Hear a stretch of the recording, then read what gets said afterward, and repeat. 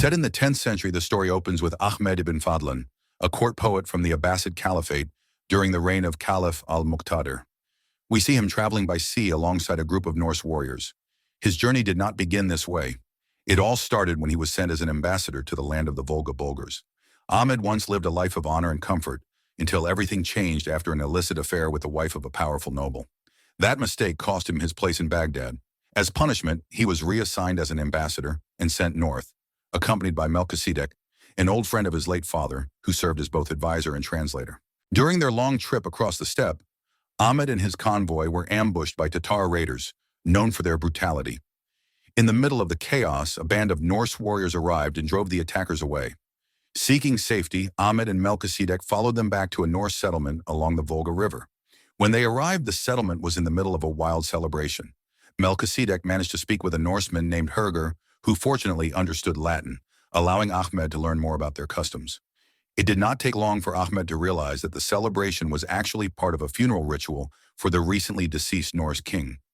Hothgar soon introduced him to Bulawif, one of the king's sons and a likely heir to the throne. During the height of the feast, Ahmed witnessed Bulawif fight and kill his drunken brother, who attacked without warning. It was a fierce and brutal moment, but it secured Bulawif's rightful claim as the next leader. The next morning, the king's body was placed on a funeral ship, surrounded by his prized belongings. A slave woman willingly offered herself to accompany her master on his final journey to Valhalla.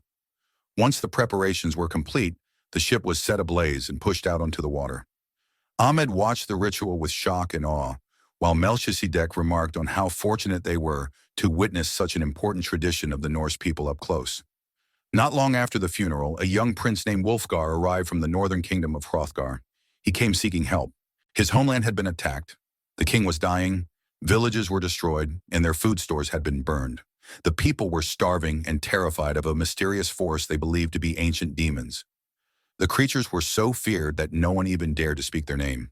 Hearing this, Bulawif agreed to assist and called for a Norse soothsayer. The soothsayer arrived soon after and performed a ritual to read their fate. Her vision revealed that the mission could only succeed if carried out by 13 warriors. One by one, the strongest Norse fighters stepped forward to volunteer, with Bulawif leading them. The gathering fell silent when she added a final condition. The 13th warrior had to be someone who was not of Norse blood. All eyes turned to Ahmed, who stood confused and uneasy. He wanted to refuse, but surrounded by fierce Norsemen, he had little choice. Reluctantly, he accepted and became the 13th warrior. At first, the Norse viewed Ahmed as an outsider. They mocked him, especially when they saw his small Arabian horse, which looked fragile next to their massive steeds. But Ahmed adapted quickly. As days passed, he began understanding their language simply by listening and translating in his mind. Bulawif, who spoke many languages himself, noticed Ahmed's sharp mind and saw him as a valuable asset for the dangerous journey ahead. He asked Ahmed to write for them, since the Norse did not keep written records. Ahmed picked up a piece of wood and carved the words, "There is only one God, and Muhammad is his messenger." The next morning, as the group prepared to continue their mission, the Norse teased Ahmed again, calling him slow and awkward on horseback. His small horse only made things worse in their eyes. But Ahmed ignored them and calmly showed what he could really do. With controlled movements and expert handling, he revealed a riding skill that shocked everyone. The Norsemen were stunned. Through his sharp observation, his riding, and his mastery of his horse, Ahmed slowly earned their respect. With their newfound unity, Ahmed and the Norse set out together, sailing across the open sea just as we saw at the beginning of the story. Sometime later, the group finally reached the kingdom of Hrothgar and found it gripped by fear. When they entered the palace, the king looked weak and defeated, as if the disasters that had struck his land had drained all hope from him. Bulawif stepped forward to learn what had happened, but even after hearing the full story, he and his warriors remained skeptical. The king spoke of mysterious creatures that attacked under the cover of thick night fog, leaving behind villages in ruins and bodies without heads. While the warriors discussed what to do, Ahmed noticed a young boy running out of the forest. They rushed toward him and learned that his family had just been attacked by the same creatures the king described. Bulawif immediately led his men to the boy's home deep in the woods. What they found there was horrifying. Only the remains of the victims were left, torn apart by something savage. In the middle of the wreckage, Ahmed discovered a small figurine of a full-bodied woman. The Norse believed this object represented the mother of the Wendel. From that moment, they finally understood who they were facing. the Wendell, ancient fiends who came with the mist to kill and take human heads. Following the tracks left behind, the warriors moved toward a nearby hill where frightened animals were scattering. They believed the Wendell were already watching them and would return once the fog rolled in again. That night, the king explained more about the Wendell. He described them as creatures with teeth like lions, heads like bears, and claws sharp enough to tear through flesh. They always moved under the cover of night and fog. After hearing this, Ahmed and the warriors rested in a tight circle to protect one another. Their rest did not last long. The Wendell attacked with incredible speed and ferocity. Bullywheef and his men struggled to fight them off.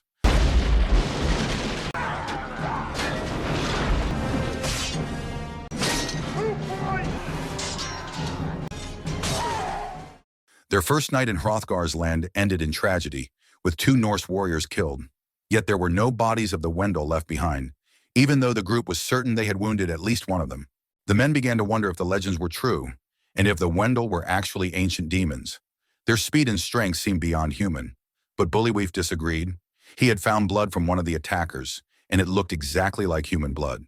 From this, he concluded that the Wendell must be taking their dead with them each time to erase every trace of their existence. The next morning, Bullywheef mobilized everyone to build defenses. They carved thick wooden stakes, raised barricades, and dug trenches to slow down any future attack from the Wendell. While everyone worked hard under pressure, the young prince wandered around chatting as if nothing urgent was happening. Hothgar grew irritated and confronted him, which quickly escalated into a duel between Hothgar and Rolf, the prince's massive and highly skilled warrior. At first, Hothgar struggled against Rolf's sheer strength. Seeing this, Ahmed tried to step in, but Bullywheef stopped him and told him to watch. Using clever tactics and a bit of deception, Hothgar eventually outmaneuvered Rolf and killed him, winning the duel. At that moment, a heavy fog began rolling in, a clear sign that the Wendell were approaching again. Ahmed spotted a young boy running out of the forest in terror. Without hesitation, he leapt onto his horse and raced toward him. As he rode closer to the advancing Wendell, he saw the truth for himself. The Wendell were on horseback, carrying torches. They were not demons or supernatural creatures. They were humans, hundreds of them, moving like a swarm. After Ahmed carried the boy back into the fortified village, the Wendell launched their attack. A massive battle followed. Bullywheef and his warriors fought with everything they had, clashing with enemies who struck with raw brutality. Blow by blow, they began to understand the reality behind the legend. The Wendell were not spirits or monsters. They were wild humans who had lived like animals for generations. They dressed like bears, behaved like bears, and even believed themselves to be bears. They were cannibalistic tribesmen who had perfected the art of terror. When the fog finally lifted, the Wendell retreated back into the night. Hothgar informed Ahmed that 4 of their companions had fallen during the fight. Trying to help him recover, Hothgar offered Ahmed a drink that he claimed could restore strength quickly. But Ahmed knew exactly what Norsemen drank: fermented wine or grain, always filled with alcohol. He declined politely, choosing to stay true to his beliefs even in the midst of battle. The following morning, as the group gathered, they discovered a Wendell body that had been left behind. From that single corpse, they finally confirmed the truth. The Wendell were not demons or monsters from old legends. They were human, mortal, capable of being wounded and killed like anyone else. With that realization, Bullywheef concluded that the Wendell must have a home, a place where they lived and organized their attacks. If they wanted to survive, they needed to strike first and confront the Wendell in their own lair. Soon after, Bullywheef and the remaining warriors met with a Norse seer for guidance. She explained that the Wendell followed a queen who served as their spiritual leader. According to her visions, the only way to end the terror was to infiltrate the Wendell's lair, kill their queen, known as the Mother of Wendell, and then kill their war chief, the one who wore the horns of power. With that warning in mind, the warriors set out for the hill where the thick fog had first appeared. Once they arrived, Ahmed shared a theory. Since the Wendell dressed like bears and behaved like bears, perhaps they lived like bears as well. Bears usually shelter in caves, and the only way to defeat one is to enter its den and face it on its own ground. Following the tracks, the group eventually reached a waterfall and discovered something unexpected.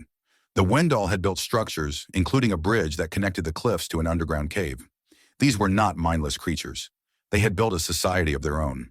Without hesitation, Bullywheef and his men attacked the guards stationed outside, eliminating them one by one. They then slipped into the Wendell's hidden cave, a dark and fog-filled network of tunnels lined with human skulls and torch smoke. At one point, the group nearly revealed themselves, but they moved quickly and silently, pushing deeper into the labyrinth in search of the mother of Wendell. Inside a chamber filled with bone remains from countless victims, Ahmed and the others were shocked by the scale of the Wendell's brutality. Ahead of them, the path ended at a small waterfall, forcing the warriors to swing across using ropes. After battling the rushing current and navigating through narrow passages, they finally reached the ritual chamber where the mother of Wendell awaited.